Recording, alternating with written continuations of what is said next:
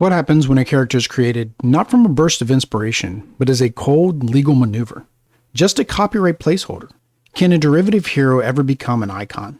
Today we're diving into the story of a hero that was born as a copy and through sheer force of will, made herself an original. We're talking about the one and only She-Hulk.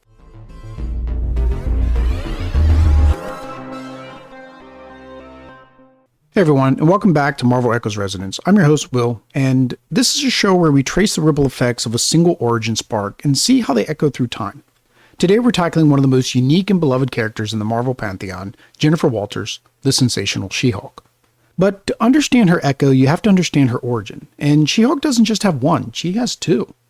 The first origin, the one that really created her, didn't happen in a comic book. It happened in Marvel's legal department. Now, for those of us that grew up in the 80s and 90s, you have to remember that the Incredible Hulk TV show with Bill Bixby and Lou Ferrigno was a massive mainstream hit. And at the same time, another network had the $6 Million Man, and they had successfully spun off a female counterpart, the Bionic Woman. Stan Lee, ever the pragmatist, saw the writing on the wall. He was terrified that the TV executives would create their own female Hulk for the show, securing the rights and the trademark for themselves. So, his solution? Rush a comic to print. The Savage She-Hulk #1 hit stands in 1980. It was, by all accounts, an inauspicious beginning. Jennifer Walters was created not from a burst of inspiration, but as a legal maneuver. She was, in the harshest terms, a female knockoff whose only purpose was to exist so Marvel could own the copyright.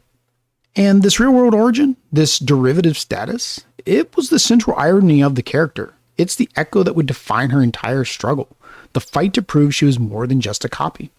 So, how'd they do it in-universe? The story, by Stan Lee and the legendary John Buscema, opens with Bruce Banner on the run. He seeks a refuge from the one person he trusts, his cousin, Jennifer Walters. And from the very first panel, Jen is a revelation. She's not a damsel or a sidekick. She's a brilliant, successful, fancy lawyer in Los Angeles. She's the one who has her life together, while her cousin is, well, the real hot mess. But Jen has a problem. She's defending a client against a crime boss named Nick Trask. While driving Bruce to her home, Trask's thugs ambush them and riddle the car with bullets. Jen is hit, and she's bleeding out. In a panic, Bruce performs an emergency blood transfusion right there on the spot. This is a spark, and it's so different from his. Bruce's origin was an accident. Jen's was a choice, a desperate, intentional act by Bruce to pass his curse to save her life. Later, in the hospital, the thugs return to finish the job. As they try to suffocate her, Jen's survival instincts and justified rage triggers her first transformation. She explodes into a 7-foot-tall, green-skinned goddess. The stunned gangsters flee, one of them gasping, It's a She-Hulk! And from that moment, she's different, she's powerful, but she's still Jen. She has her intellect, her personality. She vows to use the new form to get justice for her clients, to do as She-Hulk what she cannot as Jennifer Walters. But here's the problem. The title of the book was Savage. For 25 issues, the series tried to force her into her cousin's mold. She was portrayed as an insecure, angry, and struggling with her identity. The Savage title was a narrative prison. The character born as a legal copy was now trapped in a thematic one. The series lacked direction, and to be blunt, it wasn't good. And in 1982, of course, it got canceled. To survive, Jennifer Walters would have to do more than fighting bad guys. She would have to fight for her own premise. This is her real origin story. It's not a single moment, it's a conscious evolution. After her series failed, she picked up as a team player. First, she joins the Avengers in Avengers number 221. Under writer Roger Stern, her personality shifts. She's no longer the savage brute, she's the fun-loving, charismatic, and confident woman. Then, she's a major hero in the 1984 Marvel superhero Secret Wars. At the end of that, the Thing decides to stay on Battleworld, and Jen takes his spot on the Fantastic Four. This is where writer-artist John Byrne truly finds her voice. During her time with the Fantastic Four, Jen is exposed to radiation that cures her of her ability to change into human form. But here's the twist. She's not upset. She loves being She-Hulk. This all comes to a head in 1985 in the Marvel graphic novel number 18, The Sensational She-Hulk. This is the moment of self-reclamation. Byrne recognized the truth of the character. Jennifer Walters, the shy, nerdy lawyer, felt more herself as a 7-foot-tall, green-skinned, glamorous powerhouse. The savage identity was a prison. The sensational identity was a liberation. This is a profound emotional state. She-Hulk isn't a monster Jen is afraid of. She-Hulk is a confident, actualized, uninhibited woman Jen always wanted to be. The curse was never the Gamma. The curse was the fear and self-doubt of her human form. She-Hulk isn't her Mr. Hyde like it is for Bruce. She-Hulk is her true self. And with that realization, she seizes control. In 1989, Byrne launches her new solo series, The Sensational She-Hulk. And in its very first issue, she does something no Marvel hero had done before. She breaks the fourth wall. Long before Deadpool made it his primary gimmick, She-Hulk looked directly at the reader and started talking. This wasn't just a gag. It was the literalization of her character arc.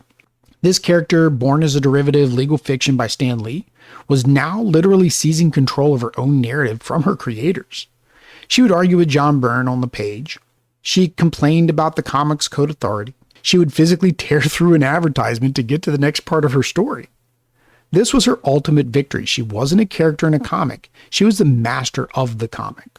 She took that copy label and, through sheer force of will, made herself the original. So how does the Echo ripple forward?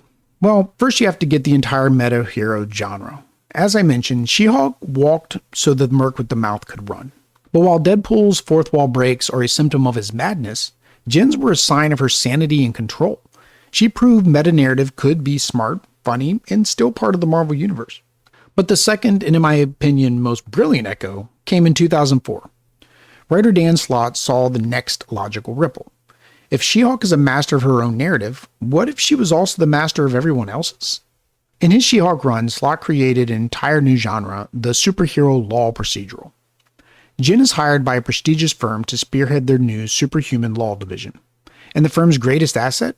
A new library filled with Marvel Comics. That's right, in Slott's run, the comics we read are admissible in court as legal precedent, a mostly accurate historical record of the 616. This is the perfect, beautiful synthesis of her entire character. She is Jennifer Walters, the brilliant lawyer who respects the law. And she is She-Hulk, the meta-hero who understands the law of comics continuity.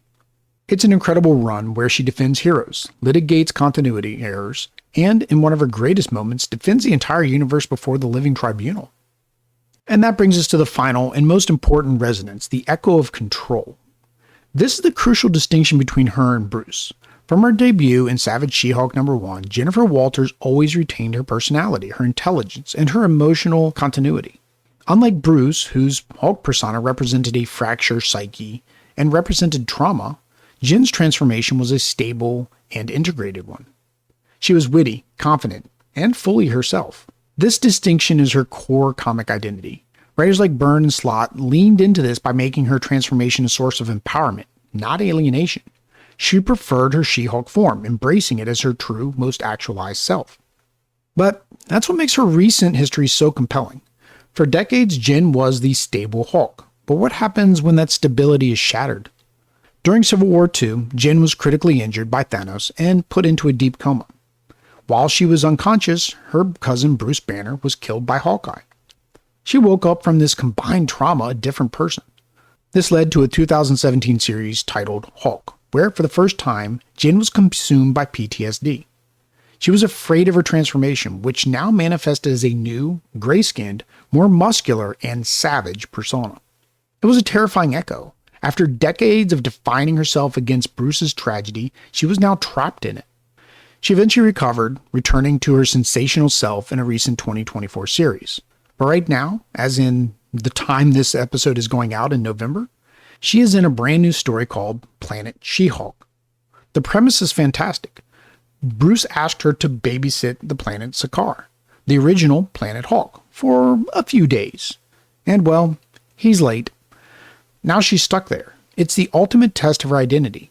Jennifer Walters, the lawyer who valued order, wit, and the rule of law, is being forced to rule a savage planet that only respects brute force. It's the perfect modern challenge, forcing her to once again ask, who is she? The lawyer or the Hulk?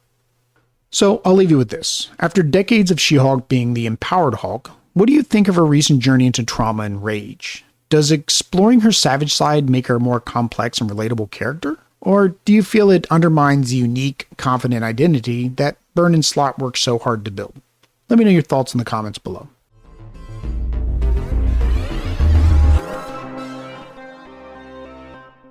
Thanks for listening to this episode of Marvel Echoes. If you enjoyed this deep dive, make sure to subscribe or follow so you don't miss any future episodes. Leaving a like and a review on platforms like Apple and Spotify really helps the podcast grow. And please leave a comment. I love hearing your ideas on future episodes and characters you'd like to see me cover next. And for more content, including articles and infographics on everything we discussed, make sure you visit our website in the links below. Till next time, true believers, make mine Marvel.